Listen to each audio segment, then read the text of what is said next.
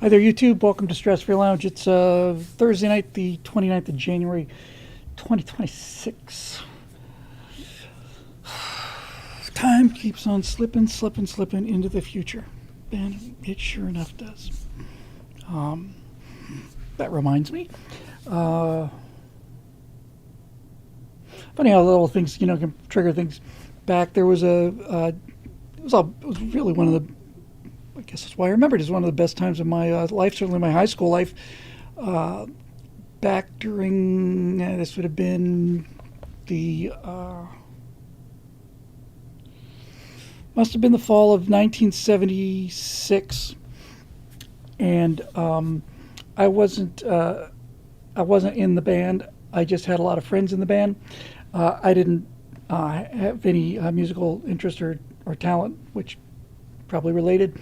But I did have other friends who I didn't know from school who were in the band. And what I ended up finding out was, and this was true when I got to the University of Florida as well, was that they were pretty much the most fun group of people in school. They're just, to me, that's just where all the class clowns and cut ups ended. And there was, back that fall for Halloween at Coral Gables High School, I got him, Airtech. I'll talk to him about it. It took me a while to recognize the name. I can think of one right here, Bob, or Rob. Anyway, it was Halloween, and the band was raising money to go to Europe. So they did a like a haunted house kind of a kind of a fair kind of thing. And like I said, I wasn't in the band, but I got to play along. So I was the mad scientist, and I remember being in a corner that had this giant tent. I was in the corner where we were doing makeup, and the makeup just consisted of like white grease paint and like black eyes around. And I was the mad scientist, and I was dressed in a white lab coat with blood splattered all over it. And in this little corner of the haunted house, haunted tent, we had a like an operating table, and somebody had gone out and gotten like a, I don't know if it was a like a shin bone or something from a cow or something. It was a bone like this big, huge, and we had somebody lying down on the operating table, and there was a hole cut in the operating table, and they put their leg down, and then we put the bone up against their knee, so it looked like the whole thing had been wrapped around with some bandages, and pretty effective. And I was basically just sitting there sawing on this bone for 3 or 4 nights. And I just remember they were playing Fly Like an Eagle when we were putting on the makeup. And I just remember thinking, this is great, man. This is just absolutely great. I really had a lot of fun doing that. That was a lot of fun. Tom Gerlach over there says, "Hey, Bill, serious question. Is Scott Ott okay? He looks like death in today's right angle." It's funny you mentioned that. I don't know if he's. I suspect he's not watching. He's out of the country, but he's getting so thin that I am actually wondering if maybe there's something he's not telling us. We just put up a right angle just to, yeah, he has lost. There's no question he's lost like 60, 70 pounds. He says he's been doing a lot of walking. I sure hope that's it, but I think he should have stopped quite a while ago. He is a little sick. He's under the weather. He's out of town south of the equator, and on today's show we talked about the jihadi guide to how to do an insurrection. We recorded my show, and my show got pretty hot. I got hotter than I think. I got hotter than I think we've maybe ever gotten. So that'll be dramatic for tomorrow or Saturday. It was. It wasn't shouting, but it was.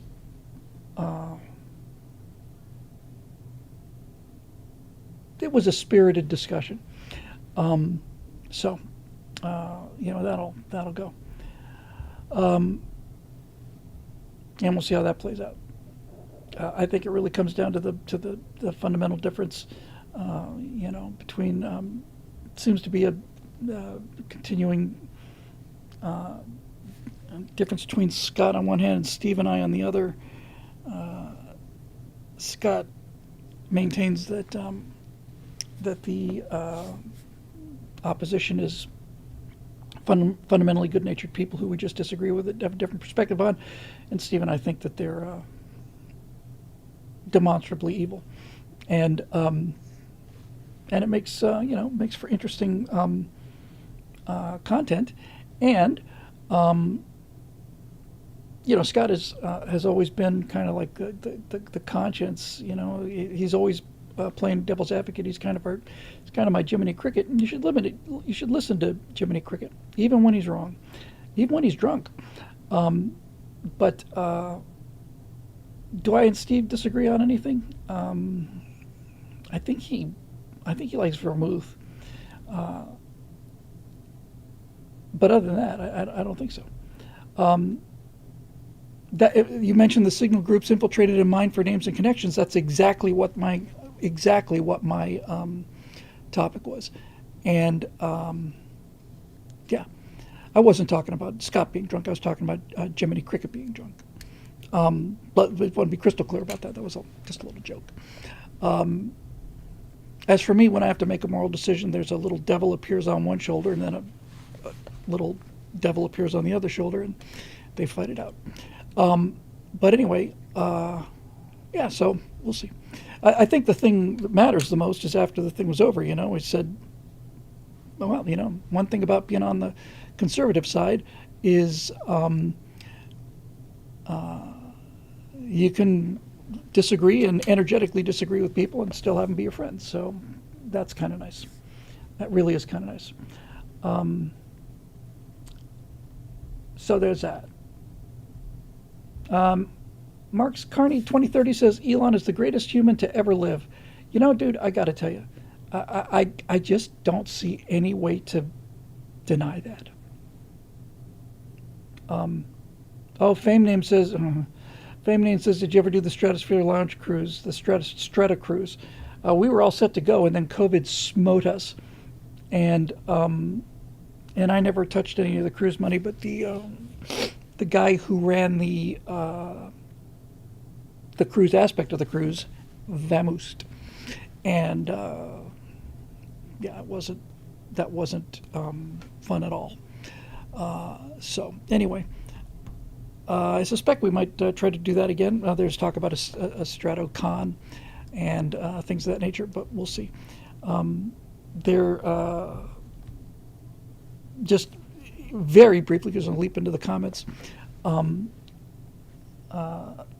All of the foundational work I've been doing with the AI systems have been AI video systems have been really paying off. I've said several times it's incredibly tedious rendering these 4K images of these characters like from every 10 degrees, and you have to put them together in a reference thing. But man, they are just so solid.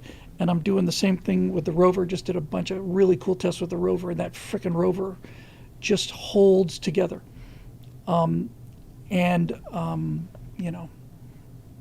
It's really great.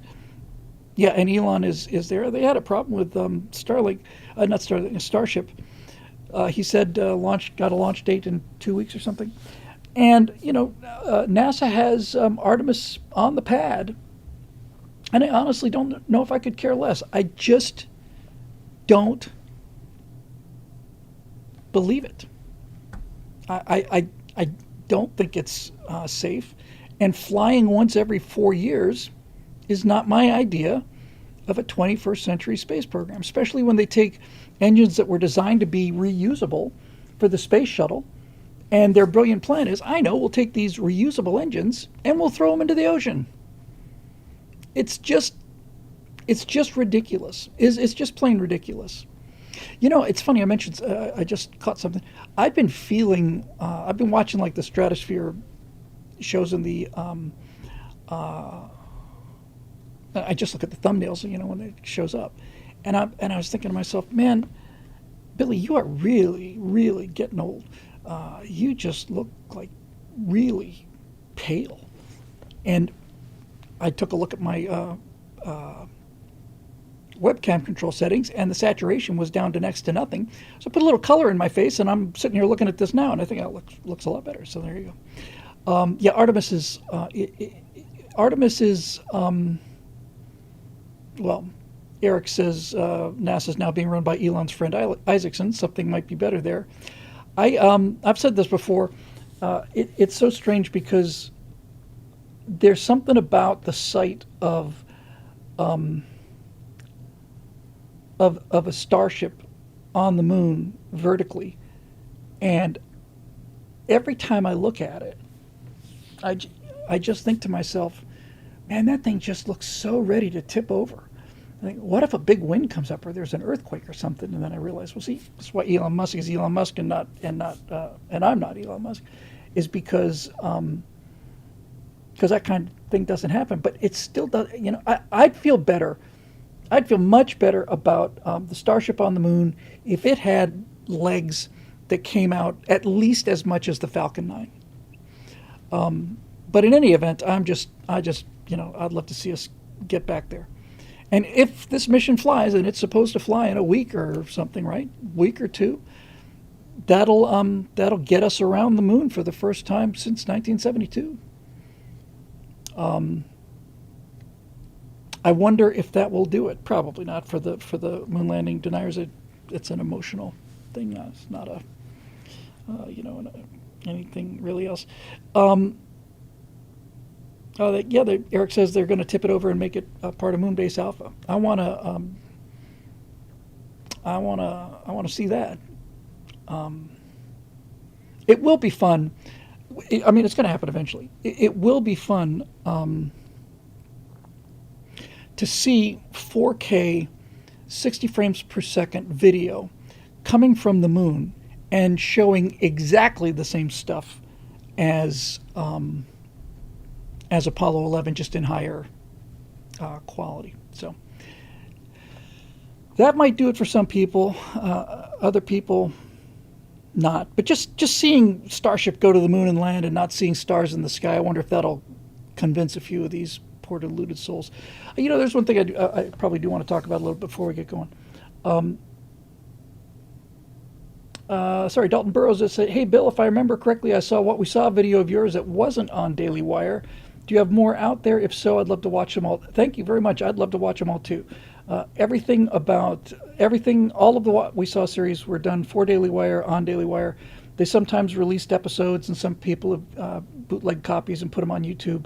But the 4 that I've done, I did 3 video series and 1 audio only, and I wish we'd done video for the audio only series. We did Apollo 11, What We Saw. We did the Cold War, What We Saw. We did America's Forgotten Heroes, and then the last one was in fall of 24. May actually have been January of last year when it first released, somewhere around. It's been a little over a year, which was An Empire of Terror. All of which I'm very, very proud of. Very proud of. Yeah, Dave Big Boutte says episode 3 of Apollo, What We Saw, is still on YouTube. I watched it today. And I had a line that, because, Apollo 1 was Ed White, Gus Grissom, and Roger Chaffee. And White and Grissom were both real famous. Chaffee was a rookie. He'd never been in space before. He died in the fire. They found, when they opened the door, they found the bodies in the suits. By the way, I didn't see the burned Apollo 1 suits until after we finished What We Saw. I don't think they're in the show. I didn't know they existed. But the guy who opened the hatch was a friend of all of them. I'm virtually positive it wasn't Deke Slayton, but it was somebody who knew him. And they found Ed White and Gus Grissom's bodies and suits near the hatch trying to get out. And they couldn't tell even how many people were there because everything had melted. But Chaffee was still in his position. He was the furthest one from the hatch. And his job in case of emergency was to maintain radio contact. And so I had a line that says, Roger Chaffee died at his post because he just stayed there. There's been a lot of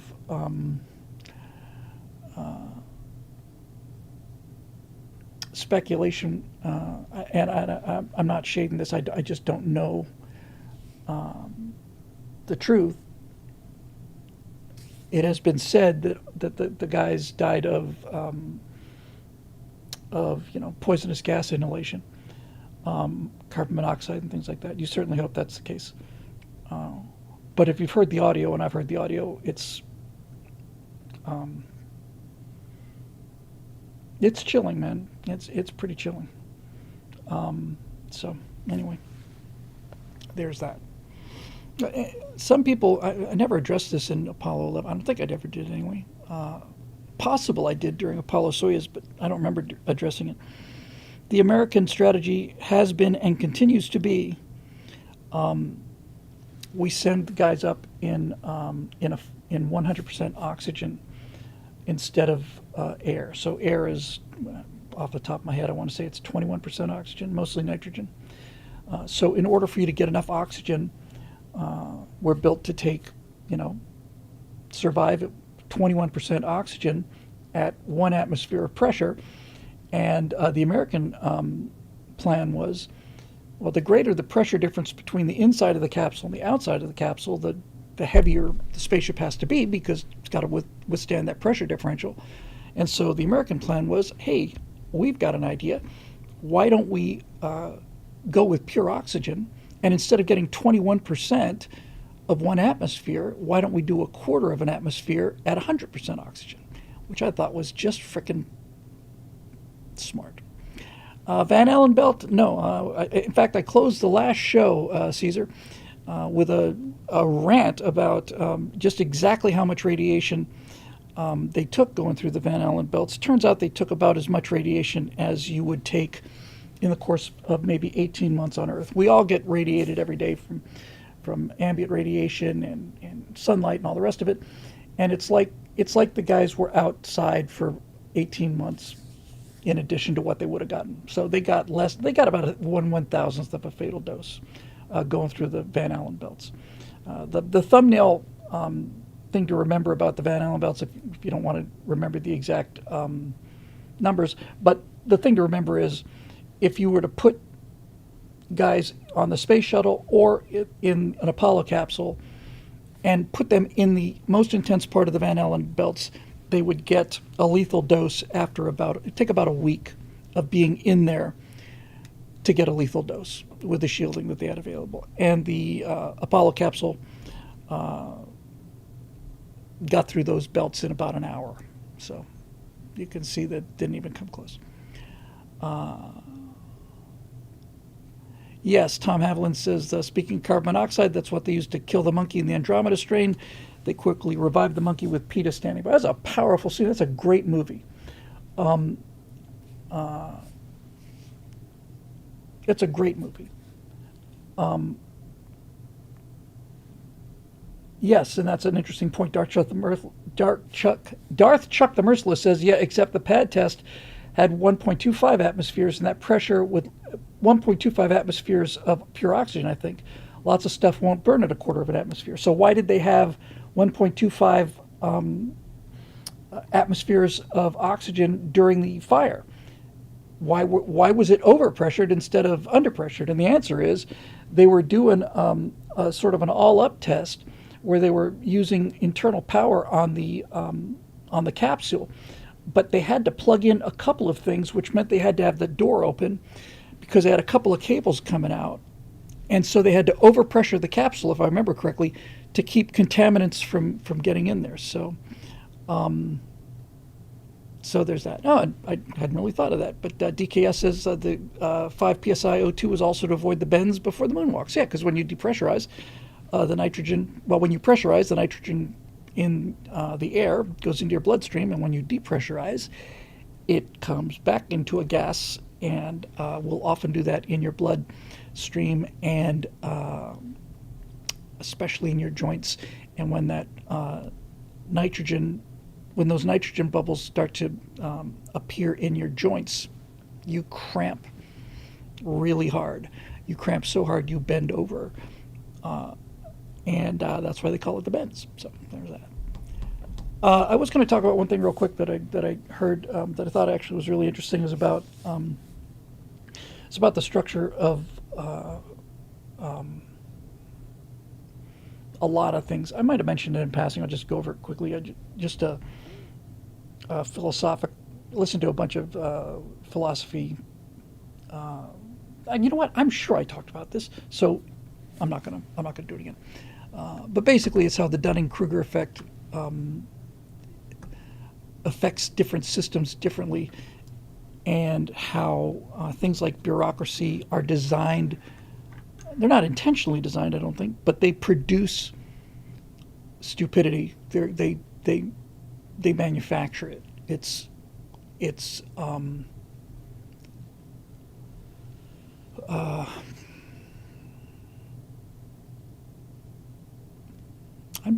sorry. Gotham Coach said I am 2,082,758,000 seconds old. I can't believe I'm 2 billion seconds old. That's incredible, really. I made the 2 billion club. That's not bad, something to say. Andromeda Strain's an amazing movie. Holds up. I think it holds up perfectly well today. It's great. But anyway, this whole theory was that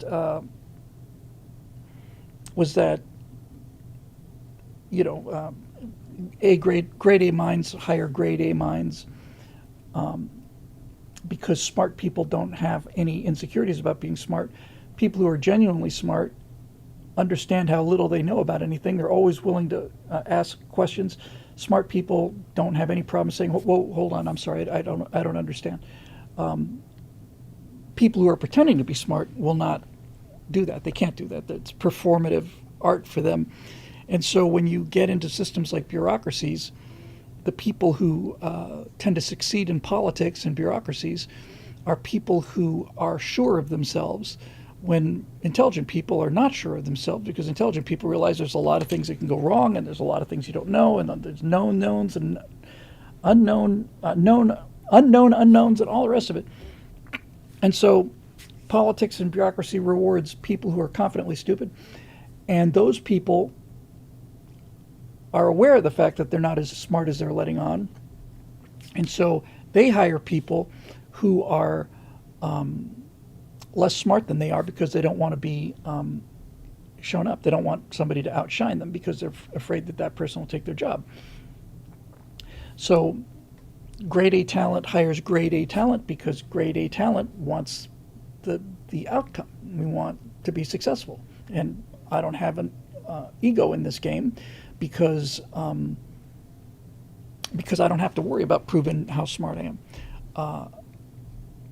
Politics, on the other hand, so A grade talent hires A grade talent, and B grade talent hires C grade talent, and C grade talent hires D grade talent. And the psychologists who have studied this have basically said that there is probably a 15 to 20% IQ drop between the person who's running the organization, if they're not confident. By the time you get down to the actual operational level, you've got people hiring people who are less threatening than they are, and the situation and the system gets dumber and dumber and dumber. So that's why Scott Adams was so effective, I thought, with Dilbert. I thought it was just great. It's incredible how often he could just catch that, that institutionalized stupidity. Dave Big Booty says, yeah, that's how you explain Tim Walz. Obama didn't want to be overshadowed, so he picked Biden. Biden didn't want to be overshadowed, so he picked Harris. Harris didn't want to be overshadowed, so she picked Walz. And there you go. And Tom Hamlin says, and D-grade talent hires Alexandria Ocasio-Cortez. Somebody has to. All right, let's see what we got here.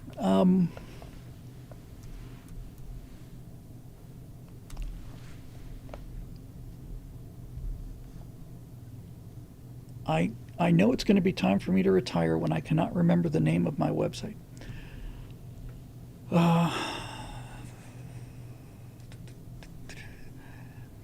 Okay, questions for 12926, curated and moderated this time by Marusha Dark. Thank you very much, Marusha. Appreciated all of you guys who rotate this. I don't even touch it, just happens on its own. It's absolutely beautiful. I'm very grateful. Thank you. Let's see what we got today.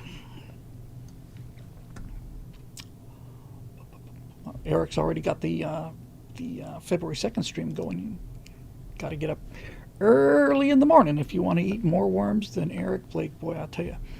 So let's see what we got. So we got Marusha Dark, we got Ian Nolan, we got a Roadrunner, we got a Astrosea, we got a Capital G Geek, got an Eric Blake, got a Braden Higby, got a Road Rider. All righty. Sweet. We can get through those. Marusha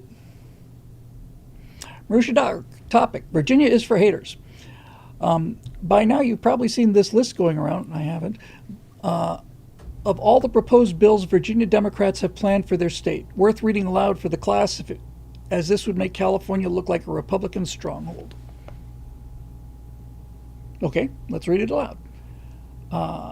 This is an X entry from a guy named Greg Price. Democrats now control the legislature and the governor's office in Virginia, so they have the same situation we do in the federal government at the moment, and the same kind of thing we have in California. One-party rule. Here's just a few of the bills they've introduced. New 4.3% tax, sales tax on Uber Eats, Amazon, etc. deliveries. New sales tax on admissions to a wide variety of businesses. Create two new higher tax brackets of 8 and 10% on people making over 600K. A new 10% bracket for anyone making over 1 million. 3.8 investment tax on top of state income taxes. Raise the hotel tax. New personal property tax on landscaping equipment. Ban gas-powered leaf blowers. Well, they're getting down to business. Guarantee illegal aliens free education. What could go wrong? Make it illegal to approach somebody at an abortion clinic. Extend the time absentee ballots can be received after Election Day to 3 days. That ought to be enough time for them to come up with enough votes to win. Allow people to cast their votes electronically through the internet. Expand ranked choice voting. That's the worst thing in the world. Extend the deadline for ballot curing to 1 week after Election Day. Redact the addresses of political candidates from all Freedom of Information Act requests. Add Virginia to the National Popular Vote Compact for presidential electors. Make it illegal to hand count ballots. Make it illegal to hand count ballots. Okay. $500 sales tax on firearm suppressors. Assault weapons and large capacity magazine ban. 11% sales tax on all firearms and ammunition. Prohibit outdoor shooting of a firearm on a land less than 5 acres. That one, for some reason, I think that one pisses me off the most. I don't know why. It just seems to. Your property. Your property.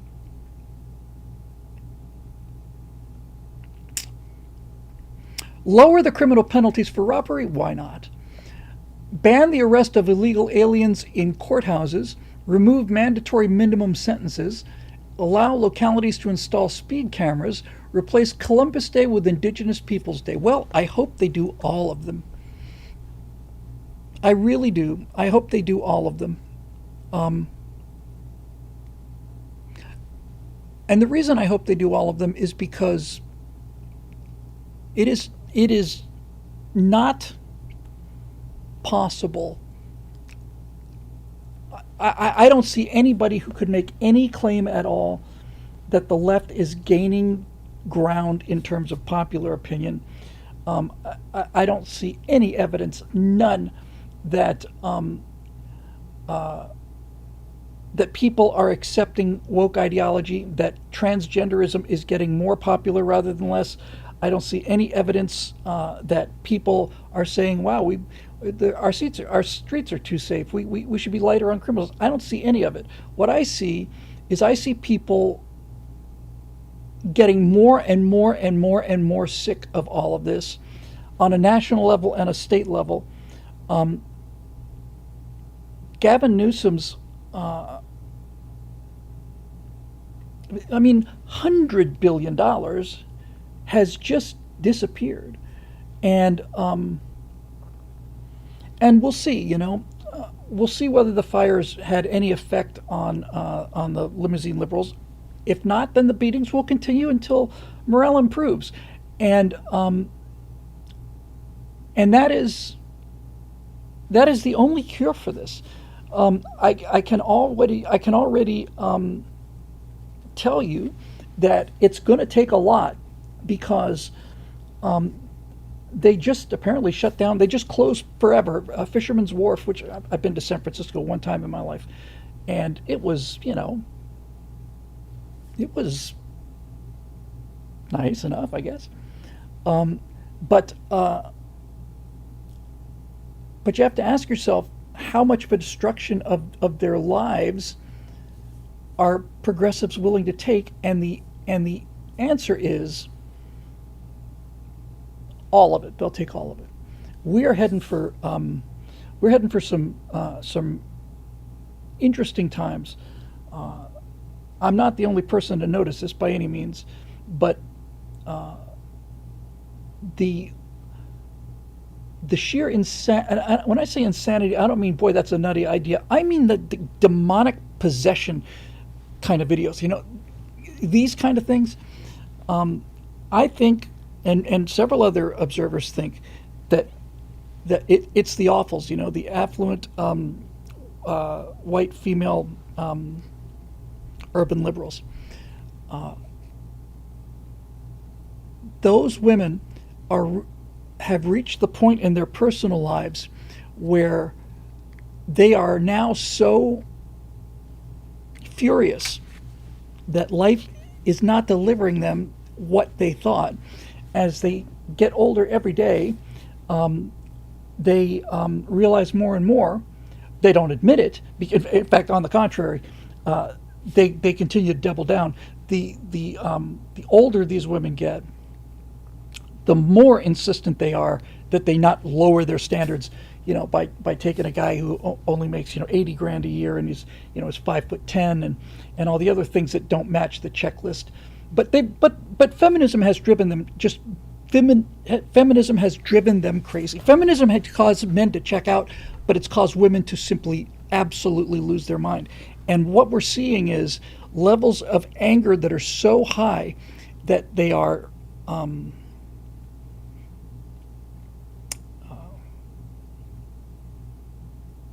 hysterical. They are reveling in the idea of violence. And if you just stand back and look at it from geostationary orbit, the reason so many of these women are calling for violence, getting out there, this is war, we got to get out there and we got to bring guns and we got to it's mostly women and beta males, right? Mostly. In fact, pretty much almost exclusively. So all this to say is that you've got people out there now who are so fundamentally furious with their own lives, who are so emotionally unbalanced, and who are getting so essentially they're getting no nurturing at all because they don't need no man, and very quickly now more and more men are saying, okay, you know what, you sound like a fish who needs a bicycle, and it's not going to be me. You're just a miserable, mean-spirited, unpleasant person. Want nothing to do with you. That mentality, coupled with, and this is really important in my opinion, coupled with the fact that no one has ever, it's not a question of no one has ever said no to them. It's that they have gotten away with temper tantrums, emotional outbursts, and all the rest, cheating, all of this. And since they have never been hit, physically hit, they think that they can go out there and do these things with impunity. And what they are about to discover is that the race card maxed out a decade ago. The lady card is overdue, and they're going to run into reality. They're going to run into reality. and it's going to get really bad, because the more of these things that happen, like it's, I certainly can't be the only two. I can't be the only person who's just been a little bit taken by the coincidence of the two people that have been killed were named Good and Pretty, um, but but the most illustrative thing that I've seen on this subject, the single greatest piece of evidence that these people are in fact genuinely psychologically deluded and dangerously deluded, is this: when Ms. Good was shot, you can see it on the video. The first thing that her wife screams is not, "I can't believe you killed them, her, I can't believe you shot her." That would be a rational response to this. I think he was justified in doing it. You may or may not agree. But if you didn't think that it was justified shooting, then the first thing out of your mouth would be, "I cannot believe that you did this. I cannot believe you shot my wife." But that's not what she said. What her partner said was, this is verbatim, "I can't believe that they're using real bullets." They're not married. Oh, okay. Didn't know that. I can't. That's what she said. You can hear her. She's wailing. "I can't believe they're using real bullets." Now that is a profoundly instructional thing to say. I can't believe that. Who would say that? What kind of bubble do you have to live in for that to be your immediate on the ground reaction of having your partner get shot and killed right in front of your eyes? The first thing out of your mouth is, "I can't believe they're using real bullets." Yeah, of course you can't believe it, because everything is rhetorical to these people. It's all rhetorical. It's all about argument and wearing people down, and rhetorical. We're going to go to war. We're going to do this. We're going to do this. We're going to shave our heads. We're going to cut off and blah, blah, blah, blah, blah, blah, blah, blah, blah. No, it's not rhetorical. So this confrontation with reality is not going to end well for them, because yes, Adbass 59 says they have no concept of cause and effect. Yes, they've never had to suffer consequences for anything. Cause and effect. In fact, that is one of the defining characteristics of modern progressivism, is the absolute. It's not even just the abandonment of cause and effect. It's the negation of cause and effect. The idea that somebody could sue. Remember, this happened just a couple months ago.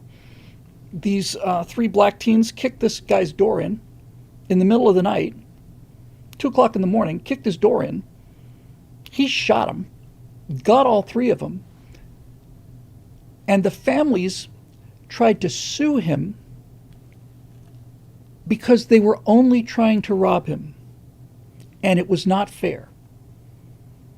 As if somebody kicks in your door at 2 or 3 in the morning, and the first thing out of their mouths is, "Hey man, we're just here to rob you. We're not trying to hurt you." I'm sure that's the first thing they said. Okay, and the more of this that goes on, I don't know. I think most conservatives feel the way that I do. It's like, I think a lot of conservatives are at the point where we just realize, you guys are threatening this, and you've been threatening this and acting on it for a long time now.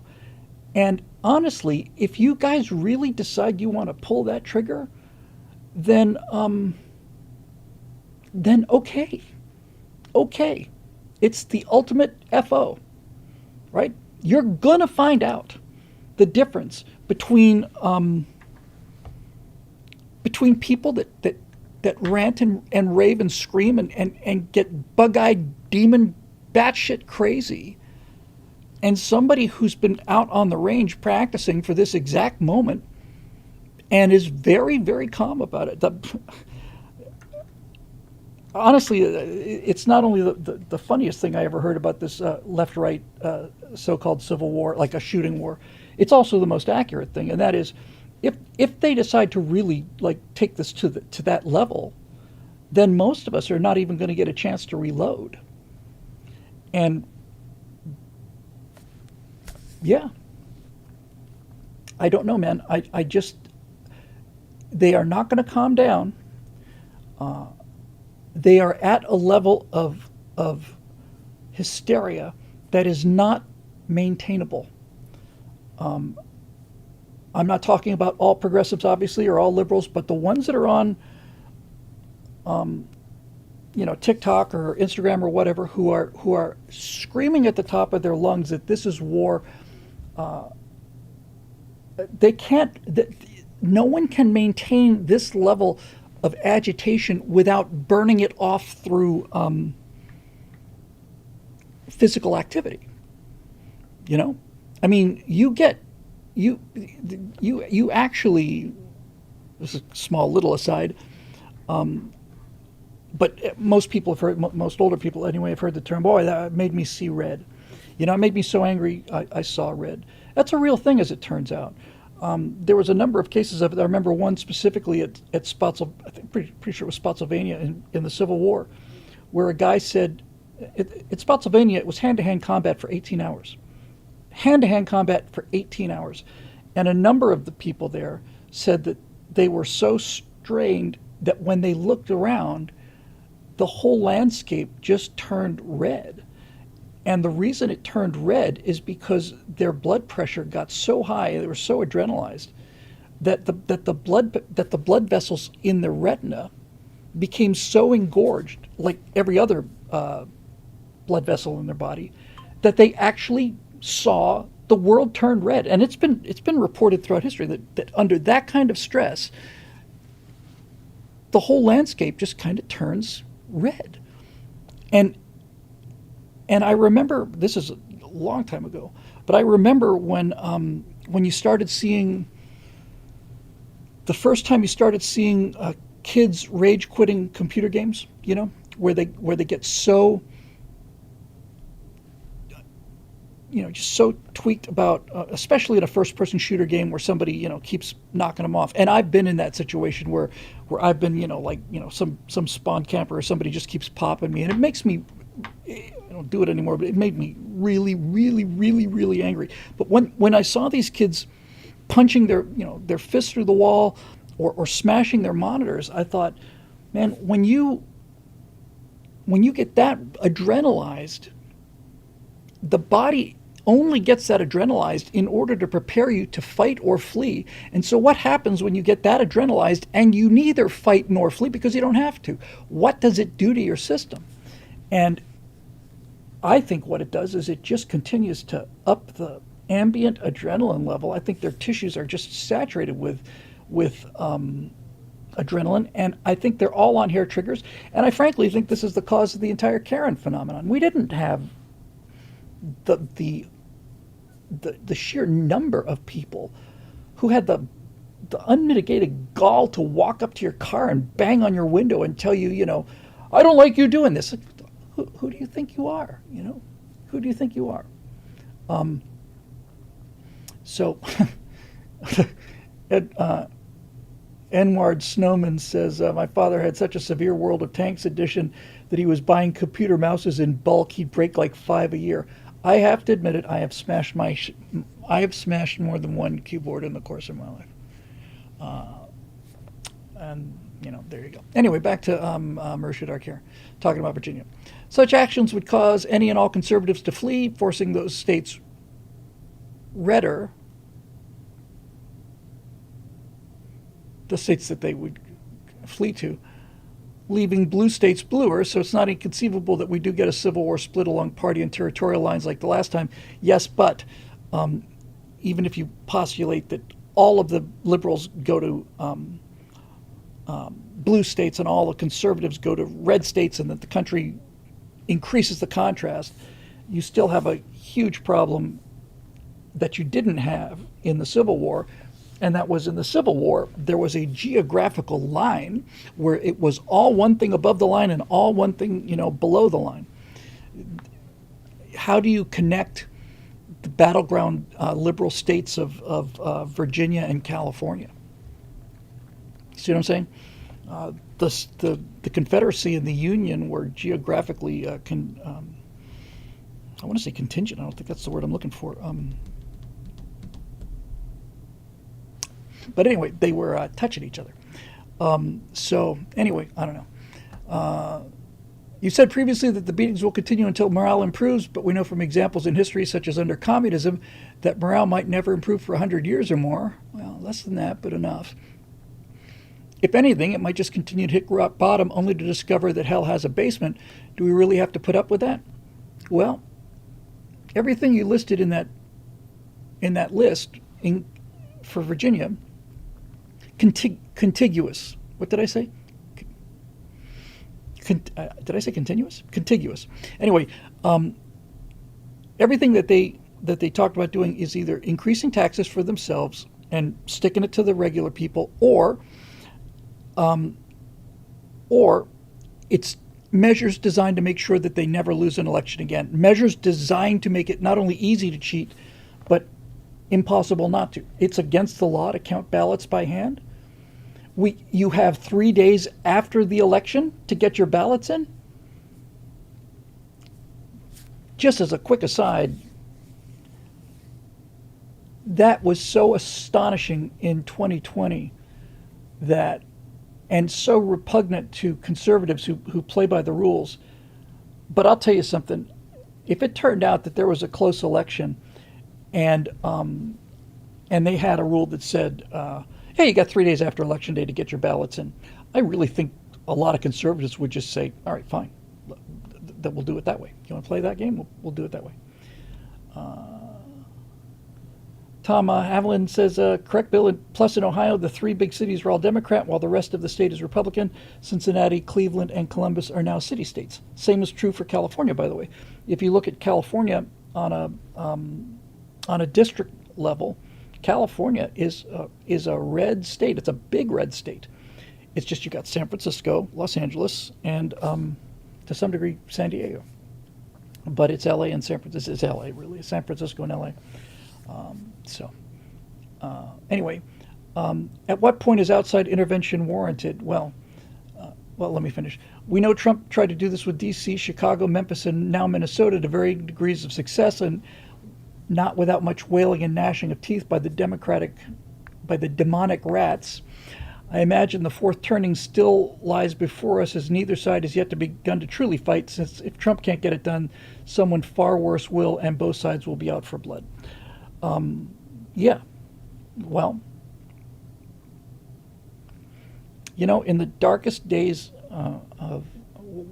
during the whole 8 years of Obama, and in the darkest days of Biden, when James Comey indicts Hillary Clinton for 45 minutes and then says no reasonable prosecutor would take the case, and all of it, we all know what we're talking about. And in the COVID lockdowns and all of that stuff, all of it came down to, for me, who's got the guns. And that's the genius of this country. And that's the thing that outsiders, especially Europeans, cannot understand about Americans as they go down the drain, as they're circling the drain, watching their country being sold out by their own government. They still can't understand why we take the guns so seriously here. And I didn't. I mean, look, my dad was a second lieutenant in the Army. He was a hunter. We had guns in the house all the time. I was just never a gun guy until I started doing this. Kim Turtois invited me to his house when I was crossing the country. Kim and Connie, who has since passed on, I believe. I'm sorry to say. And Kim basically said, I was just starting to get a reputation by then. He basically took me to his gun room and said, I insist that you take one of these. So I took a 45, and then I went out and bought my own. I realized it was my responsibility. I returned it to him. But we take this stuff seriously. And again, we don't hyperventilate about this, and we don't make empty threats. There's something about conservatives saying, let me just deal with this real quick. Edward Snowman says, what do you call a Federation flagship with no Klingon bridge officer? I would say the space patriarchy, if I had to guess. Um, but but after Kim, insisted that I walk out of there with something, I realized that I was abdicating responsibility, and once I bought my first pistol, and that first pistol was pretty much as big as it gets. It's a hand cannon, and it's a big, good-looking piece of American steel. It is heavy, and it puts out a muzzle flash the size of a pizza box. Oh, completely worthless. Clever, very clever. Um, but once I had it, I can't believe that I went through most of my life without it. I don't expect I'm ever going to use it. Now, I know they get bigger, but as a general rule, John, I know there are like Desert Eagles, and there's 50 and there's a 44 Magnum, biggest handgun in the world. It'll blow your head clean off. I get that, but as far as personal sidearms go, it's you got to admit it's in the upper quartile. But I look back at so many years when I didn't have that, and I thought, what the hell was I thinking? It is an enormously comforting feeling having one of those things within easy reach. It does wonders for anxiety levels about things like people constantly getting out on social media telling you that they're going to kill you. Amazing. And I've said this before, and it just bears being said again. Um, you know, I mean, this is cruel math, and I think my position on this has been pretty clear over the years. So I'm not, just being flip with these statistics. But at the height of Nazi Germany, there were somewhere around 80,000 SS, and probably 40,000 of those were engaged in camp duties and guard duties. So what it really comes down to is that the number of individuals who actually went out and arrested Jews and put them on the trains to send them to the death camps was probably 30 to 40,000 people. And there's 6 million Jews in Germany. And if 1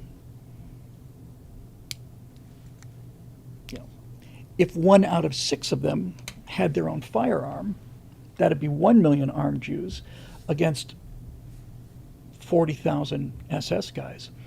And if they take out 1, then you run out of SS guys, and you've still got 5,970,000 Jews left. And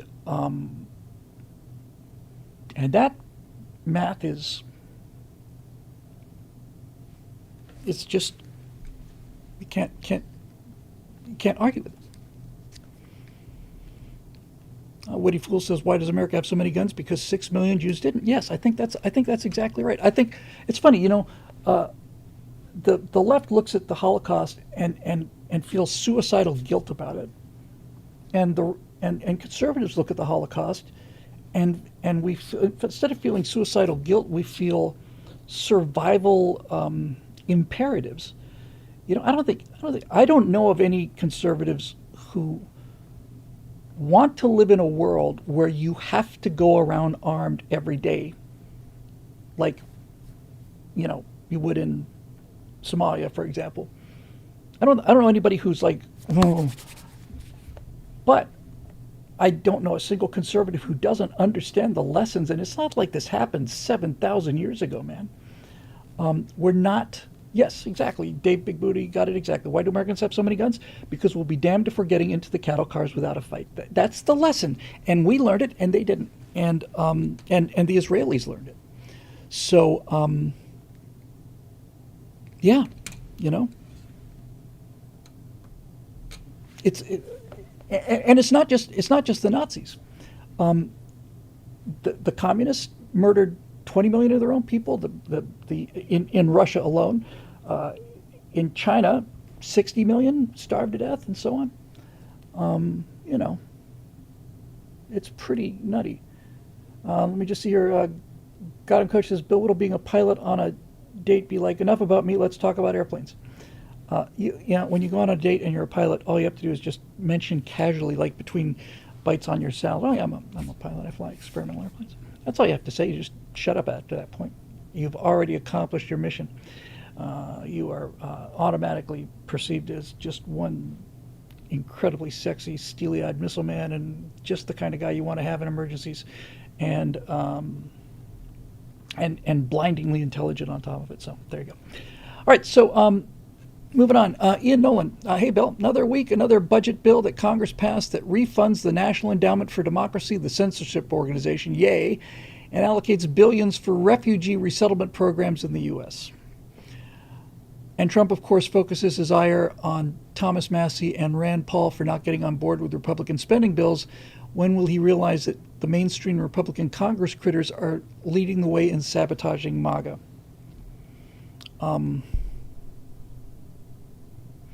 Well,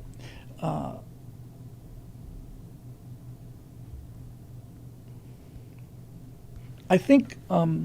Take care, Tom. I think. I think that pretty much everybody, both on the left and on the right, but since we're talking about Republicans, I think that any Republicans that have reservations about Donald Trump and Make America Great Again, people who might have reservations about that being, maybe too excessive or too ideological or whatever. I think everybody needs to realize that MAGA is the least radical solution. That things have gotten so fundamentally bad due to what the left has done to this country that Trump and MAGA is the most civil answer on the table. And if they're not going to back MAGA, that doesn't mean that the problems go away. It means that they get worse. And if the problems get worse, then the solutions will become more severe. And I think it would do them some good to realize that. Most of the people that in fact, I know very few exceptions to this. The people who I know who are dyed-in-the-wool, Make America Great Again, are not concerned that Trump is doing too much. We're concerned that he's not doing enough. And to the degree that there's disappointment or disillusionment with Donald Trump, the left likes to think that conservatives have abandoned Trump because Trump has shown his true colors. I don't see anybody abandoning Trump for the left, but I do see people saying, you made some really good starts. However, at what point are we going to see people go into jail? At what point are we going to... This immigration thing, the whole crisis with ICE that's going on right now, is the hill to die on for conservatives. This isn't the outrage du jour. This is the fundamental future of the country, and the left knows it. I've said before recently that no one alive today on the left has ever seen them lose ground. They've been slowed down, and rarely over the last 70 years they've been stopped for a little while, but they have never in my lifetime ever lost ground. And they are losing ground, and they are freaking out about it. And what Starmer is doing, and it was Spain. Spain, just a couple days ago, unilaterally, the president of Spain unilaterally declared, he didn't take this to their parliament, he said that we are going to make the last five, if you got here in 2025, you get full citizenship rights. And furthermore, that doesn't just mean you have the right to travel freely in Spain, you now have the right to travel freely all throughout the European Union. And he didn't take it to Parliament because the Spanish people have had enough, and it never would have passed. So he just fiated it. And what Starmer is doing is the exact same thing. They're arresting people who are saying we've had enough immigration, and the rape gangs are going unpunished. And this is not a sustainable response. They will not succeed. Now, whether it's too late for Britain or I'm certain it's too late for France. I'm certain it's too late for France because France has gone further than Britain, and my estimation of French will to fight to the death for what they believe in is not as high as it is for Britain, in my opinion. But I think everybody can feel it, right? I mean, I think everybody can feel it. It's like we are being, you know, I never watched a lot of, in fact, I hardly ever watched any Star Trek after the original series.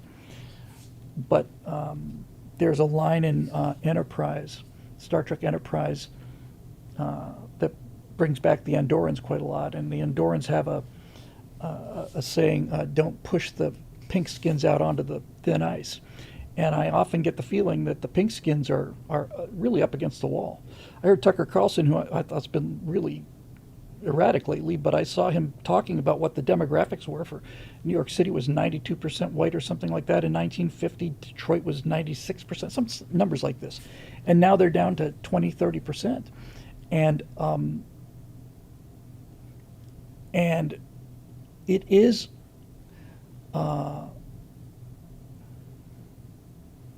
suicidal. It looks like suicidal empathy. What it really is it is a very sophisticated psychological operation that's been going on for 50, 60 years. And I'm not talking about, you know, brain control or anything like that. I'm just telling you that the strategy of the left from the Frankfurt School on with Alinsky and the guys in the 50s was to march through the institutions, take over the journalism first so you can control the truth, take over the universities so you can, you know, corrupt young minds, and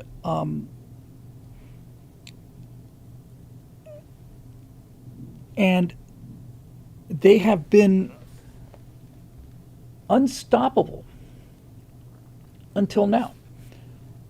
But every time they push, that spring just gets more and more compressed, and it gets more and more powerful. Yeah, Trinity Waters has got it right. It was Teddy Kennedy's immigration law. And look, it's clear. It's clear in Spain. It's clear in Britain. It's clear here. Nobody wants what the Democrats cannot win on left-wing politics. They are no longer able to hide their left-wing politics because the internet has run an end run around their control of the news information. And so their only answer is to import voters. This is true. You know, you have to go and bring in immigrants to do the jobs that Americans don't want to do, the dirty jobs that Americans don't want to do. And the number one dirty job that Americans don't want to do is vote Democrat. So they're going to change the voting. They're going to change. There's an old joke. It's not even a joke. There's an old saw about, you know, that the politicians no longer represent the public, so it's time to get a new public. And that's really precisely what's happening. That's really it. The politicians no longer represent the people, so it's time to get new people. And that's precisely what they're doing. So, you know, there you go.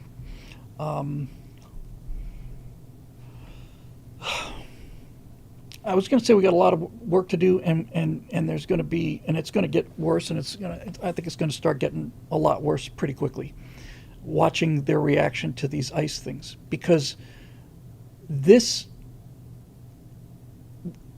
in his first couple of months, Trump destroyed the left's financing with USAID.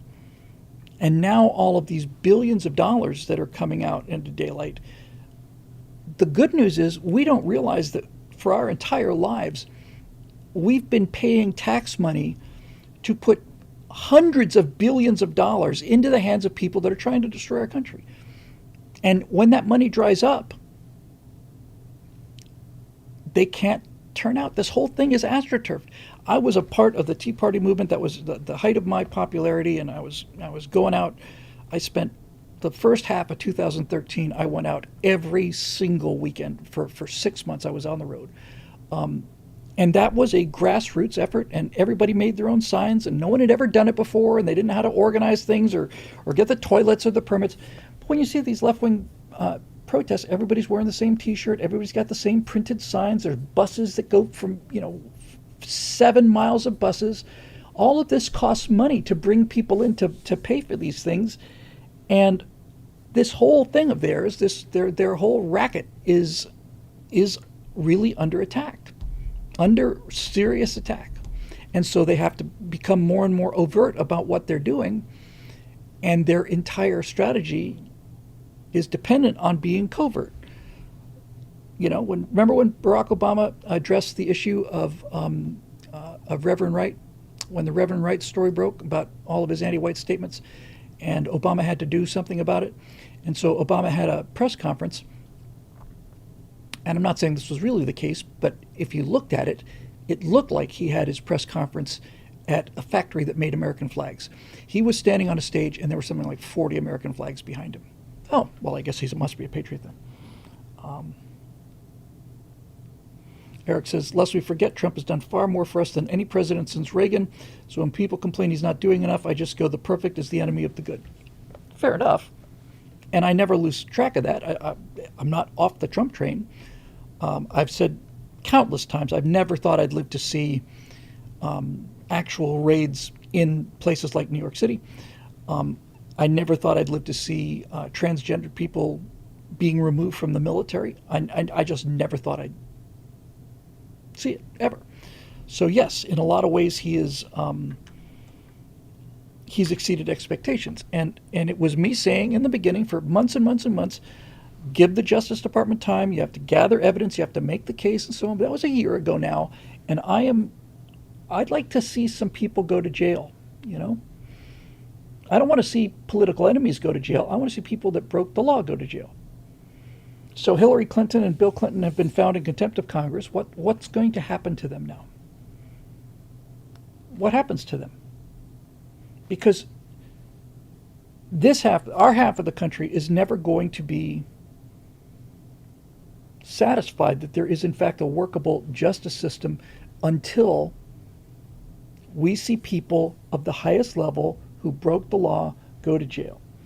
And if it turned out that Donald Trump was one of those people, and if it turned out that what they say is true, if Donald Trump was at Epstein's Island fooling around with 14-year-old girls, then Donald Trump needs to go to jail too. How hard is that to say? I'm not particularly worried about saying it because it's clear to me. If you look at the history, people say, oh, there's pictures of Trump with Epstein. Well, it's New York upper class socializing. Of course they're going to be in the same room. That doesn't mean he went to the island. In fact, he kicked him out of Mar-a-Lago. It's just clear. JC1124 with a super chat says, your videos and insight is so helpful. Here's a tip from my family. Thank you very much. It means the world to me. Say hi to your family and thank you very much. We'll see. We'll see what happened. Roadrunner. Greetings, friend Bill. Hey, Roadrunner. The blue state resistance to ICE operations is getting ridiculous. Some areas have instituted an ICE reporting hotline to identify on and off-duty ICE officers so protesters can harass them to show their disapproval. I'm just going to stop for a second. I don't know if it was a Crowder show. Might have been Crowder. But somebody had captured Signal. Signal is a supposedly secure messaging app, and had secured many things. This is what my topic was. Apparently part of this group was the lieutenant governor of Minnesota, Tim Walz's press secretary or handler, and a significant number of foreign nationals. But I saw looked like a capture of a Zoom call where they were tracking ICE vehicles in real time. Okay, it looks like they've just turned left on, Martin Street, and they're doing this and doing that and so on. And it's like, I'll tell you, dude, something else just caught my eye. Gregory Albright says, "Have you guys used Suno yet to make music? There's no need to ever consumer commercial music again." My wife Natasha makes extremely beautiful music with Sona, and you know what? I'm gonna chuck a link in there just because I feel like it. Hang on one second. And I don't agree with that, by the way. I think I can tell AI writing. I'm a professional writer. I've got. I know enough about writing to know what good writing is. And I can tell AI music from a mile away. I can tell AI writing from a mile away. It is fun for people. The question is, do you have any artistic talent? I'm using AI, which is generating 99% slop. Anybody can type, and I'm not blaming them or faulting them. It's just fun. Anybody can type in a prompt, you get a video out, and it's great. But there's very few people that have enough artistic ability to use that tool as a multiplier rather than as a crutch. Hang on one second.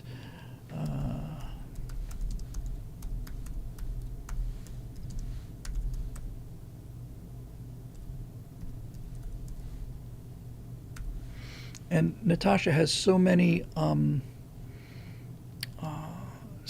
images in the bank that it's almost unbelievable. It's been a while since she was posting one a day for a while, and she's been working on some other stuff here. But for those of you who are interested in interesting and beautiful AI visions from a person who has a tremendous eye as a photographer, who also makes her own music using Sora since it came up, here you go.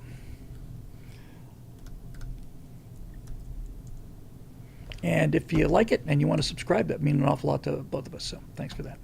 All right, where were we? Back to the questions. And I put those here.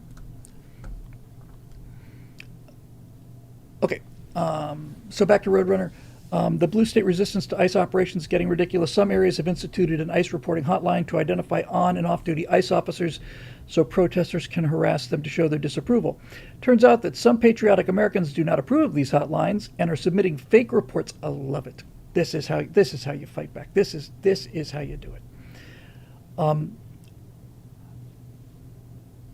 And are submitting fake reports to send these protesters to locations that do not actually have ICE officers. I think they should send them to locations where they can find lots and lots and lots of those charming illegal aliens, and they can enrich each other with their cultural diversity. Oh, by the way, I don't want anybody to think I was dumping on Suno or dumping on AI music. I'm not. Natasha uses it to great effect. It's all miraculous. It's given me a photographic movie studio, and as I mentioned at the top of the show, I've spent the time on the fundamentals to get to the point now where this is looking very, very, very, very, very good. Back to the question here. The Blue Lives Matter organization wants everybody to know that they did not stage operations in 9 states, saying that off-duty ICE officers were having a quiet drink in biker bars. Unfortunately, there's no video showing what happened when the beta soy boy gender fluid communist Meal Team Six I love Meal Team Sixers showed up with their F-ICE flags and tried barging into the bars. I did not hear that happen. Didn't Saul Alinsky have a rule for radicals that address this type of action? This is why you beat these people. Meal Team 6 is great, and there's a bunch of them. This whole Amelia thing that I did a show on last week is precisely how you respond to tyranny. You mock it, and you laugh at it, and you become Mercury, under somebody's thumb. If you're a certain age, and I am now at the point where I'm apparently closer to the formation of the Earth than I am of people who are just now getting their first cell phones. But if you're of a certain age, and I am, you may remember that in chemistry class, you used to be able to touch mercury, which is a very severe, heavy metal poisoning is a real deal. I didn't drink any mercury, and I didn't lick it, and I was told, to be careful of it. But I clearly remember a little petri dish full of mercury and trying to put my finger on it, and it's very much like when you take identical poles of magnets. There's that almost round magnetic field. I definitely used to try to do. You can't squash mercury, and you can't nail smoke to the wall. So that's how you fight these people. Just laugh at them, and all of the control that they have over society is only because we allow them to do it. This is the first thing I said in politics. I think the first thing I ever said at Eject was calling the only people that are affected by being called a racist are people who aren't racists. That's why it works. Real racists are proud of being racist. The only people that shut up when they're being called a racist are people who aren't racist because the idea is repugnant to them. And we allow them to control us through our morality and our decency. And I think that's really, really, really coming to a very quick end. I think we are right at the asymptote of that, and I don't think they're going to get away with this much longer. Astrosea, beautiful name. Howdy, Mr. Bill. Howdy. Kind of a cool avatar too. Very cool avatar. Very, very, very simple, very clean, and very evocative. Does the anti-ICE situation in Minnesota constitute insurrection or civil war, or more of an insurgency operation being carried out against the federal government by organized groups of what are essentially terrorists? And below this it says written Monday in the case that something happens. And in the case of a civil war hypothetical, in what ways do we possess the moral clarity and certainty capable of making a worthy argument in good faith against anti-American actors in the manner of the Union, and how may we improve? Well, first thing I'll say is about 3 hours ago, prior to this show, maybe even less than that, I posted the next right angle, which is called Iraq, Afghanistan, and Minneapolis, the Insurrection Playbook. A U.S. Veteran who was involved in the war on terror in Iraq and Afghanistan, and at some relatively high level, apparently, in terms of like intelligence gathering and so on, made a statement saying, if you've seen it before, and we have, then you will recognize it.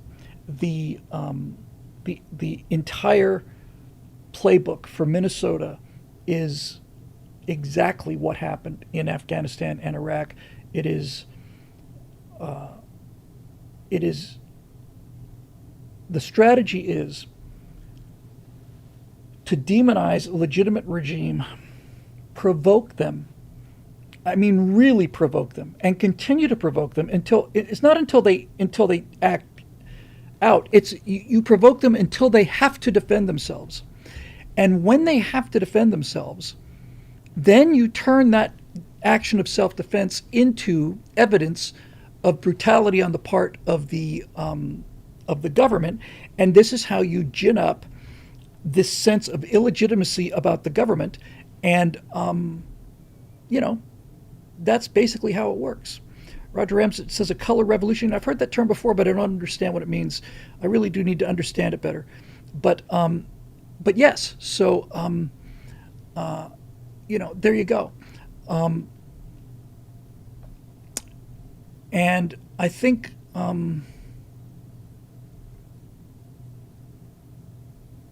I just think that it's clear that this is not spontaneous. It's highly organized. The most unstable people, and they both appear to be relatively unstable, are put in harm's way and convinced, I guess, in a manner that's not too unsimilar from suicide bombers, frankly. When we were dealing with the whole Muslim terrorism thing, you had these young, or at least immature, naive people who had been convinced by the bearded old ones that if they blew themselves up in a crowd of Americans or Jews or whatever, then they go straight to heaven. And that's pretty much exactly what these leftists feel. That they will. The whole thing is a virtue contest. None of them have any real virtue. So, in order for them to tell themselves that they're good people, despite their activities, they have to compete to see who is most vocal and demonstrative when it comes to the officially approved thing. And the fact that nobody said anything when Barack Obama was exporting 3 million illegal immigrants, and the fact that they don't say anything about the brutality and the murder of the hundreds of people or thousands that have been killed by illegal aliens. They don't care about that. It's not about life. They don't care about life. They don't care about brutality. They care about looking good in front of their friends and fellow travelers, because ultimately they're driven by a fundamental lack of self-esteem. They can't bear to be outside of the opinion chamber where everybody tells everybody else that we're the smartest and the most virtuous people in the world, and they're neither. They're far from those things. Color revolution is like the Velvet Revolution or something like that, or okay, a nonviolent or initially nonviolent uprising. This is not a grassroots effort. This is not what we're seeing in Minnesota is not a nationwide grassroots spontaneous rebellion against a totalitarian government. This is a tightly organized, very small, very focused, very targeted, astroturfed campaign, and it has the exact same goals as I said, the Muslim terrorists did. The reason, I can't believe this isn't clear to everybody, but anybody who understands how asymmetrical warfare works understands that the reason that Hamas did what they did on October 10th and killed 1,400 Israelis, the reason that they did it and bashed babies' heads against the walls was because they had to do something that was so absolutely appalling that the Israelis had no choice but massive retaliation. October 7th, thank you, sorry. That's what they wanted. They were more than happy to sacrifice not only the Jews, but sacrifice the people that died in Gaza in order to have the bloody shirt to wave in front of the idiots of the world, and it worked. The whole Palestinian thing, by the way, well, I guess they can't. I was going to say, what happened to all of the pro-Palestinian protests now that we've got the ICE protests? And I thought, well, they just moved on. And then I realized, oh no, it's not the case. Actually, Donald Trump ended that war, and so those flags are, available on eBay at, bargain basement prices. If they had been told that Russia was fully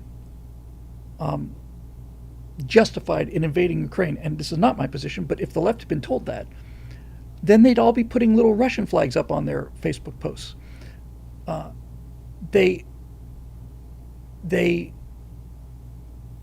It's the current thing, right? That's the meme. Is that I fully support the current thing. That's who they are. It's what they do. Capital G Geek has a question about the colonies, and he said we can do this on Monday if we prefer, and I would prefer, if you don't mind. I'd like to get to the pharmacy before they close at 10 o'clock. I have several 100 pounds of psychotropic medicines that I need to take before I start,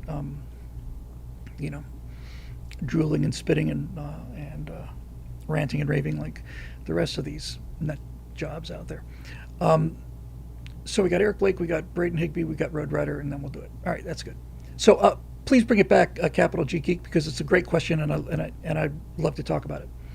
Um, love to talk about it. Uh, am I doing the show unmedicated? No, no, no. No, when I'm unmedicated, they feed me through a slot in a metal door, and I don't even know how long I'm down there. Um,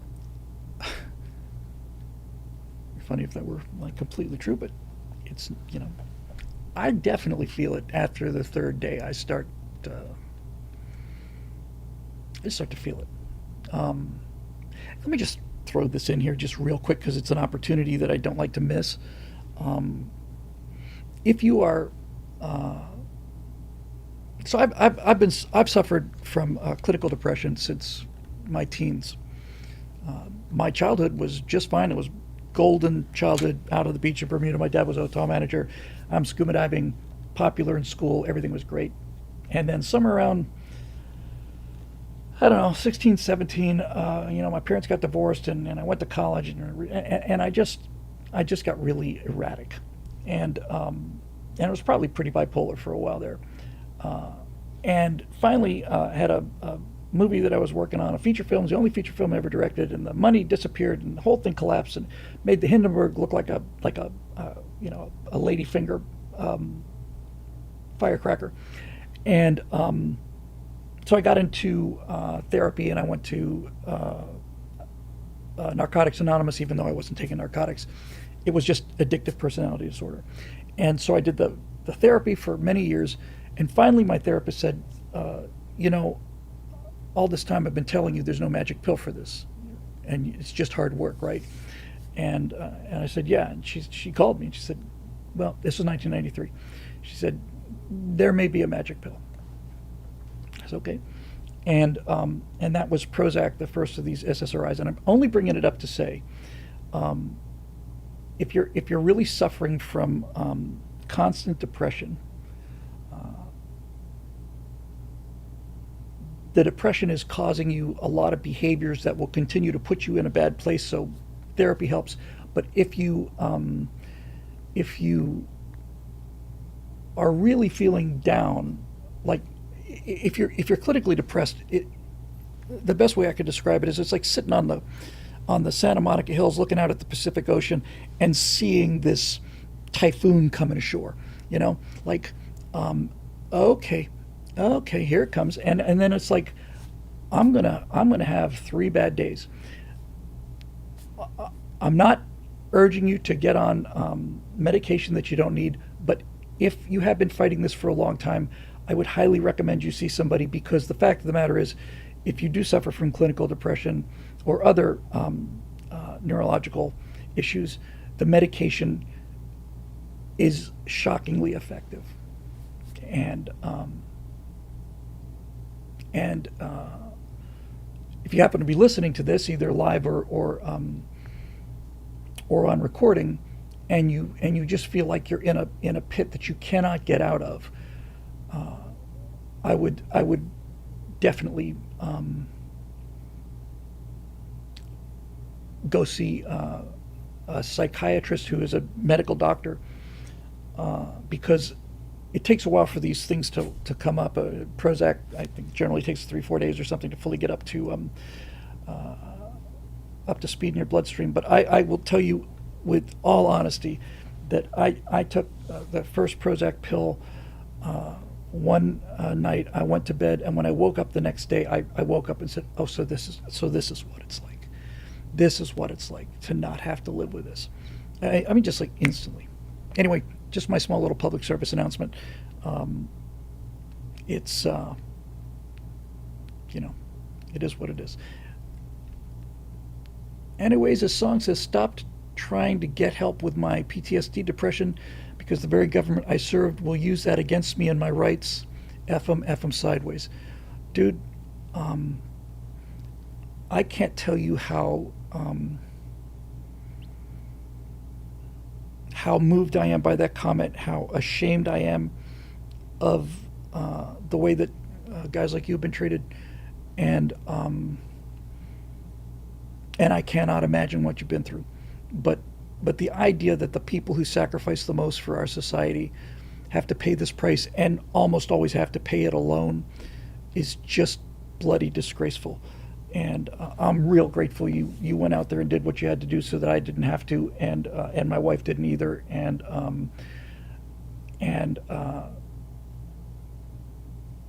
I hope that you can find something that will help relieve this, because it's a goddamn filthy disgrace the way that we train guys so hard to go into combat, and we don't train them at all on how to come out of it, and it's just appalling, really appalling. But I so I so feel it. I don't pretend to feel it, dude. I have nothing like that level of trauma, but the medication did me a lot of good, and I wish you the best one way or another.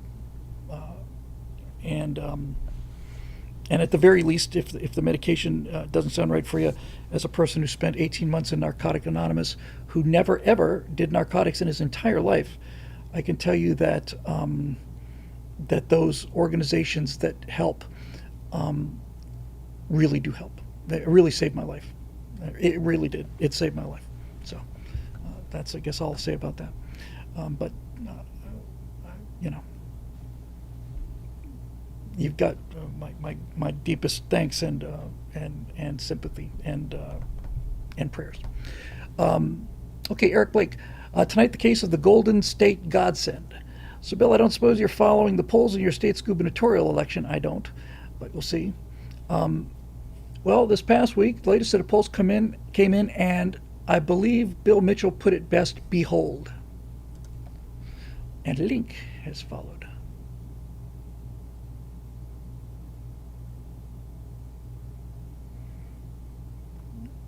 I just have to respond to this. Adbest saying, my doctor gave me psych drugs for back pain some years ago. That alone seems a little suspicious to me. Worst crazy nightmares ever, and I felt like the drug was going to make me crazy. I threw that stuff in the trash after a few days. I have no doubt that that you did the right thing there. But it's not uncommon for doctors to make mistakes, and people react differently to different things, and it's possible, I'd say in fact it's probably likely, that you were prescribed something that was not only not good for you but bad for you. That doesn't necessarily mean that there's not a solution if you're in that kind of psychological torment. I'm just trying to break the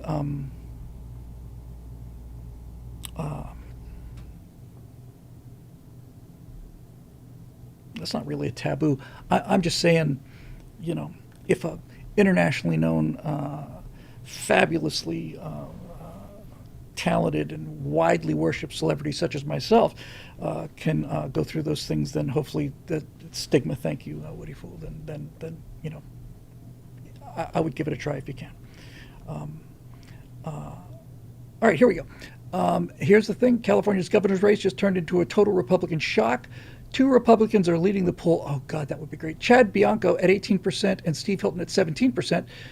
Top 2 advance to general, so Dems like Katie Porter at 14, that was so delicious watching Katie Porter's True Nature come out. It was just absolutely gorgeous. And Eric Stalwell at 11 are in danger of missing out. See, California set up early a system to make sure that Republicans never won again. In California, the top 2 vote getters go on to become governor, and it doesn't matter if they're both Democrats. That's why the Democrats did it. We don't want to face a Republican. We want to set it up so that we, worst case scenario, it's 2 Democrats. It looks like this has turned out to bite them in the butt, and no doubt this law will be changed before the election. But if it turned out that these polls hold and the governor's race for California comes down to 2 Republicans, I will do something. on a dare. That'd be great. This is insane for Deep Blue California. Their top candidates are deeply unlikable and failing hard. Yes, they are. Trump's America First wave is hitting even California. Red tsunami coming for the Golden State. Dems in total panic. Man, I hope you are right. I'd like to believe you're right. I always have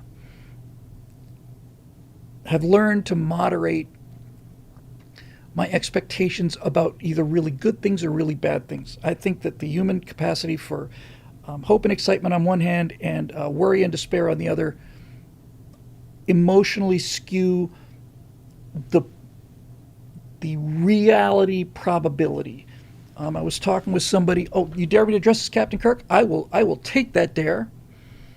I will take that dare. I thought you were going to ask me to do something I didn't want to do. I told somebody today who was having some troubles. I said, "Listen, this is provably true. 95% of the things that we worry about never happen." And she said, "Well, thanks, Bill. That actually is very comforting. It really is. That really helps a lot." And then I said, "But the 5% will kill you." So, anyway, but it's true. We worry about things that never happen. And there's specific numbers from Politico. I'll take your word for those. Now, obviously, if the Cali Dems had any brains whatsoever, they'd pressure the weakest candidates to step out so it can go back to the whole reason Cali has the system in the first place, so voters have no choice but to pick a Democrat. But if these numbers stay in place, and considering the inherent Democrat egomania, it just might, karma may have come. So Eric already said what I was just rambling about.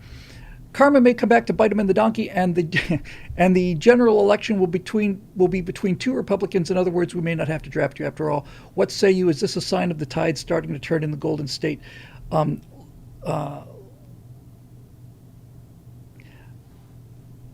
not denying any of it. It's clearly good news. I'll believe it when I see it. I'm not saying you're wrong. I'm just saying the stakes are high for me. And I don't want to, I try to stay away from black pilling myself, and I also try to stay away from gold pilling myself, or whatever the alternative would be. But yes, Eric, it's a terrific sign. And look, if it's happening in California, that means that the beatings have reached the point where morale is definitely improving. So, yeah, there you go.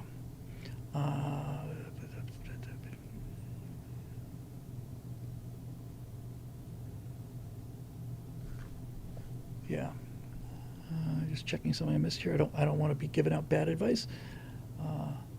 Just back to the medication issue.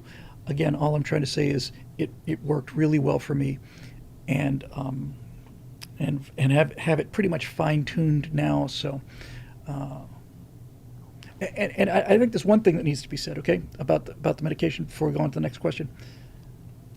A lot of people have the misunderstanding that antidepressant drugs are happy pills, that they make you happy, and if you don't really suffer from this, people tend to think that depression is, well, just cheer up, or addiction is, well, just stop doing that.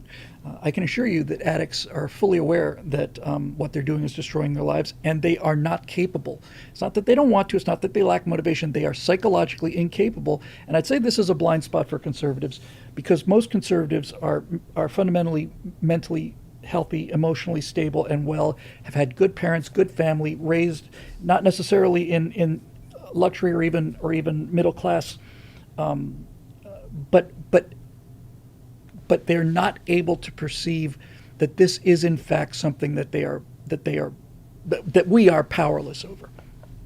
That it's not a question of effort or motivation. It is a neurochemical defect. And so the last thing I want to say about the medication is this: these medications are not pills that make you happy. The best analogy, I haven't heard anybody else use it except for me. Yeah, Road Rider says that Bob Newhart skit. Well, just stop it. Yeah, that'd be great. No, the best way to think of it, in my experience, has been that it is analogous to insulin. Diabetics diabetics take insulin in order to normalize their body chemistry. Uh,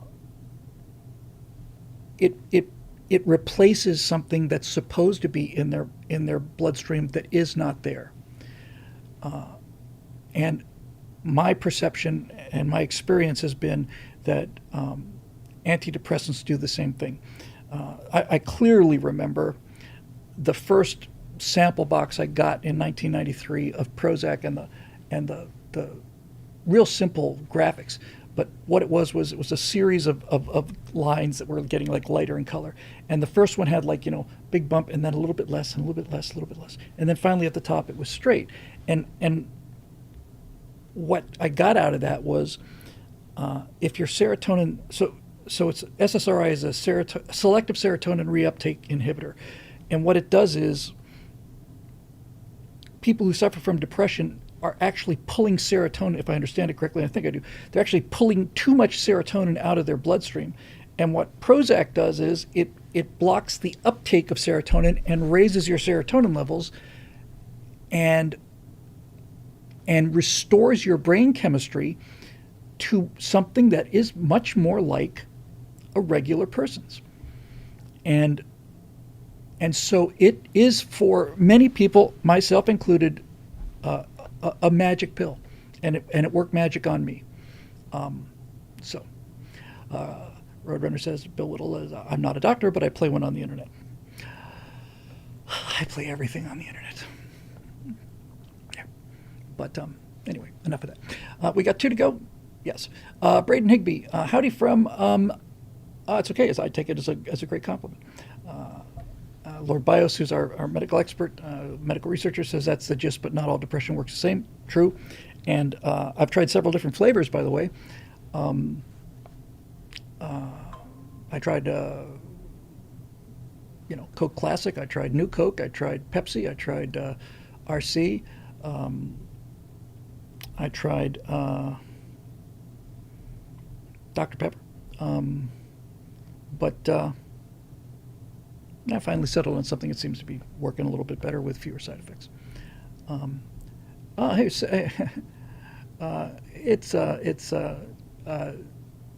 Senk Uyghur TYT. How do you do, fellow right-wingers? Hello, fellow youths. Hello, Senk or Chenk or whatever it is. Good to see you. Anyway, here we go with Braden Higby. Sorry. Yeah. Howdy from Idaho. I love my Idaho. Well, this question that has been a bit depressing, but I'm not feeling a whole lot better about the state of the country either. Really seems to me like our nation is a hero in a Greek tragedy. We are borne aloft by our vices and flaws to a foreseen doom that we are powerless to prevent. That's one way of looking at it. The classical answer to political division in our country is federalism, but the last 20 years have shown that the left has little tolerance for Republicans living as Republicans in red states, and have shown that the left has every leftist cause is a human right and therefore must be mandated across the country, paid for by every taxpayer and cheered by every citizen. Yes, that's exactly right. And that's one of the most fundamental differences between us is we are perfectly happy to say, listen, if you guys want to live in your transgender paradise and have chest feeders and birthing persons and all of that, that's fine. We honest to God don't care. It's just that you're making us agree with this stuff, and that's where the problem is. The right has gotten tired of being clobbered upside the head over and over again and is increasingly deciding to return the favor. I think that's a very astute observation, and I share it. How do you cram federalism down somebody's throat without giving them the tools needed to cram something odious down yours?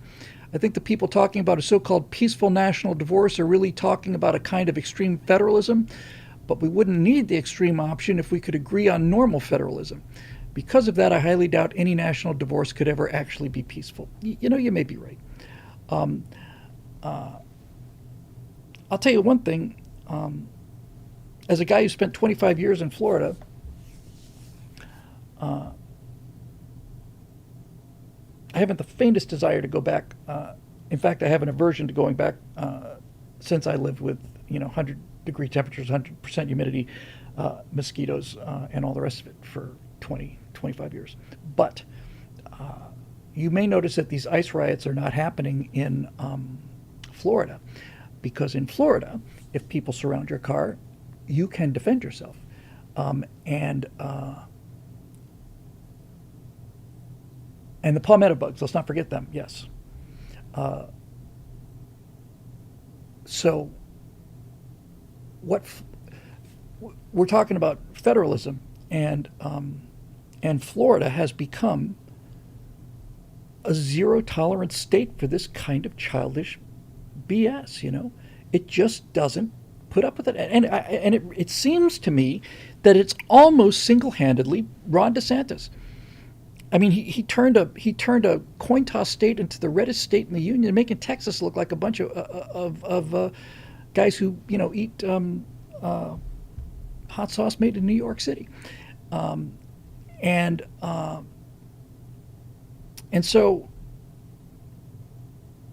federalism works, and I'd be perfectly fine in a world where the federal government didn't enforce Florida's morality on New Hampshire and vice versa, but they do.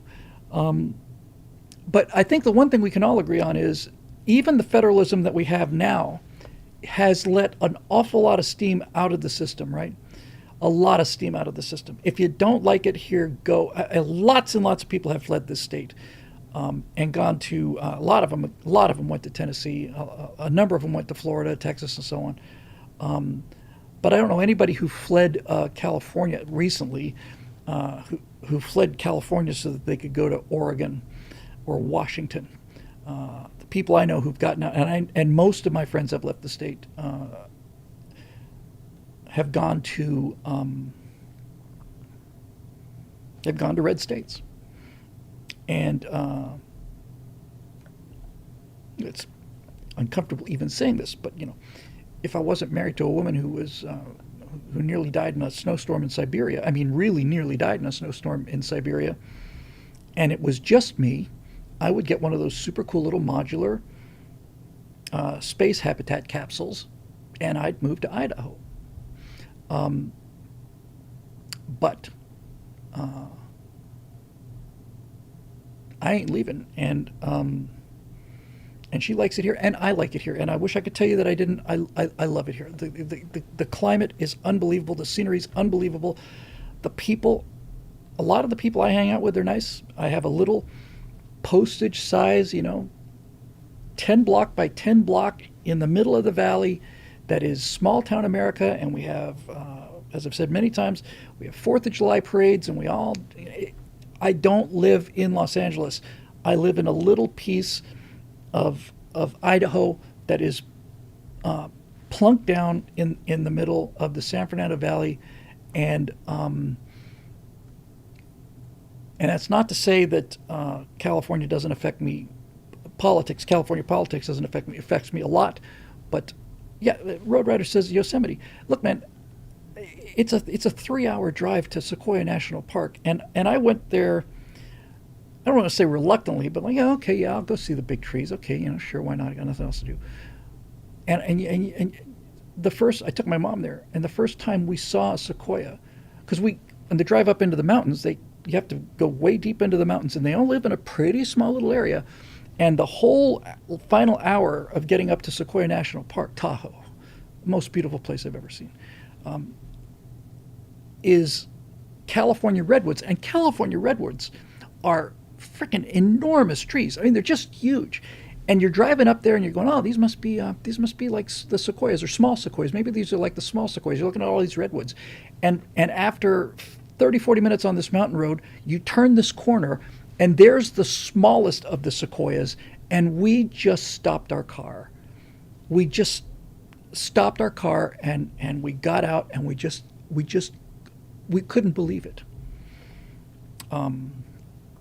So, there's all of that. It was only 2 years ago that Natasha and I finally got a chance to drive down Pacific Coast Highway on Big Sur. I'd been living in California since '88 with 4 years back in Florida in the middle of that, but that's a long time. But it took me 30, 40 years to drive down Big Sur to go. I've been out to Santa Barbara many, many times, but from like Carmel down there, um, it's just surreal.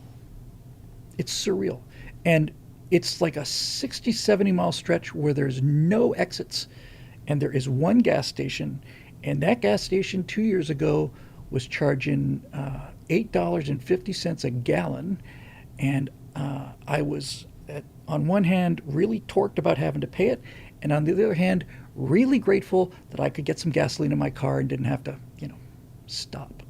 So it was great. Anyway, as far as the national divorce goes, we'll see.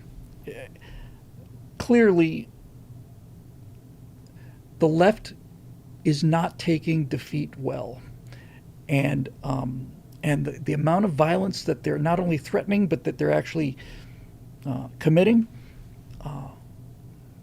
This ICE thing is, I think the ICE thing is a hill that both sides have decided, no, we're gonna make a stand here, and I don't think I've seen that before. So we'll see.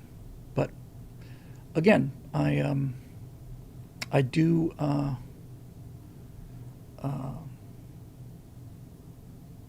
I do rest a lot easier because of the Second Amendment. Um, all right, one last to go. Road Rider, our friend Road Rider. Ugh, Road Rider late to the party once again. All good questions tonight. I'll just sit quietly and listen. Maybe someday you'll try another member's video call. Yes, I really want to do that. I want to. That was fun for me. I'm scrambling now. I don't want to keep perpetually moving the goalposts, but this short film from the colonies is about a 20-minute short film called Cast 27. I need to get that delivered. If I can get that delivered, then I will have time to do a lot of stuff, including truth bombs and all the rest of it. But until I get that done, I can't go to anybody new. And the reason Cast 27 is so important is because Cast 27 is all about the relationship between the father and the son. And that's it's not the only thing I'm selling, but it's the single most important thing I'm selling. And that is that I want to show people who haven't seen it, and this is most of Gen Z, what a good, strong father looks like. And I don't think they have any idea. And I wasn't 100% sure I had an idea until I started writing it. But, and the beautiful thing about this is that this character, Jake, is a good father, and there are times when he takes good fathering one step over the line. And that's a flaw. And he needs to have flaws. But even his flaws, when he goes too far, are driven by his single motivation, which is the protection of his family, the protection, comfort, safety, and the future of his family. Road Rider says, I miss Mace Mattingly. I do too. And worst case for scenario for Mace Mattingly is I'm going to take Mace and the other three guys, and I'm going to make them the crew of one of these naval ships. I'm going to take Davenport and Mace and Grimm, and I'm just going to put them on board a ship because I love those guys. I got to really love them, and I miss Vectron too. I think we all miss Vectron a little. Dave Big Booty, Big Booty. All right. Well, guess what? We're out of questions here. It's 8:12. I got time to crawl into the pharmacy, crawl on my belly like a reptile, croak out my name and birth date, and then they can maybe run an IV or something. I'm actually fine. I'm just getting to the point where I need some refills. So everything is looking good, and I have to tell you, man, these latest renders are not, they're tests. I've shown a lot of discipline here that I haven't. Oh, we'll do the drinking hams on the moon. I promise you. And I've done a lot of stuff like of the characters in a photo studio, and that's not science fiction and it's not cool, but if you run tests on faces and lip sync and all of that stuff in a photo studio, when the lighting is as bright as it can be, if it looks good there, it'll look good anywhere. And I've just shown a lot of discipline about getting the basics right, and I'm just really, really happy about that. Okay, Mace on the, it's not a bad idea actually. And the nice thing about Will is in this Cast 27 script, he's not a Mary Sue, he's not a Wonder Boy, he's not Wesley Crusher, he's not Ray Skywalker. He's a kid who likes to learn things. He's curious, and I think he comes off really well, and that AI character's starting to get as consistent as his dad and his mom, so that's useful. Hard for kids too, because kids want to drift in AI video because their features are not as defined as adults are. You know, it's real easy for AI to morph a boy's face into another boy's face because the features are so soft and their skin is perfect and their eyes all work and they've got, you know, cartilage and all the rest of that stuff those miserable, rotten, no good for nothing tykes have on them. So yeah, there you go. All right, I think that'll do it. So it's fun, and we are about out of January, and oh God, Roadrunner says no acne in AI. I honestly think I swear to God, I think half of the emotional difficulties I talked about earlier were just due to acne, teen acne.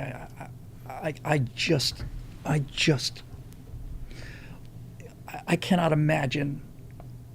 I really quite sure I would have rather had yellow fever or some life-threatening disease than, you know, acne at age 16. What a curse that was. I remember when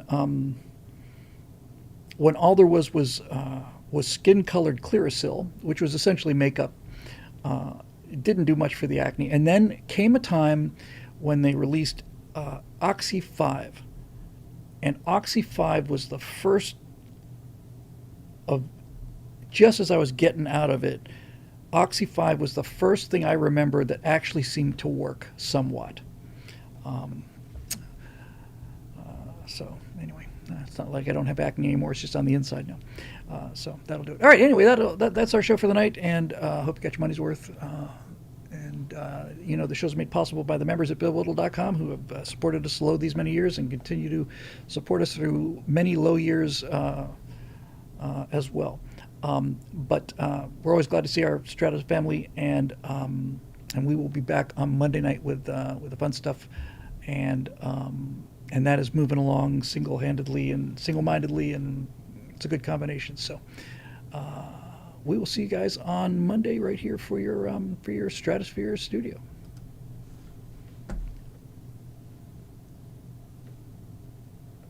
There it is.